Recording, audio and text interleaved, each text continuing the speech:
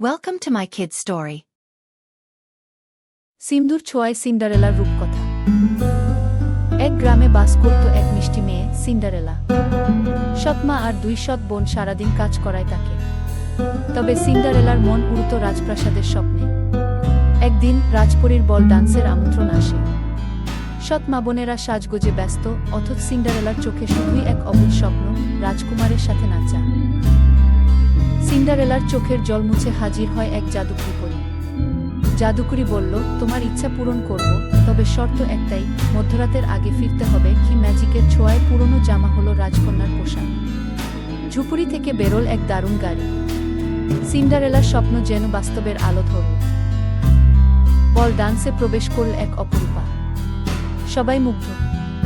রাজকুমার সিন্ডারেলার হাত ধরে নাচে মেতে উঠল। ঠিক সেই মুহূর্তে ঘড়ির ঘণ্টা বাজল 12টা।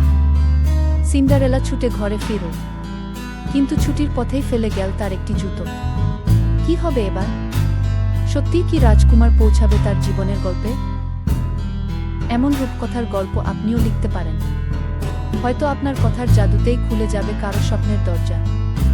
সিন্ডারেলার মতোই কোনো এক মিষ্টি গল্প শুরু হতে পারে আপনার কলমে। এই গল্প আপনাকে অনুপ্রাণিত করল?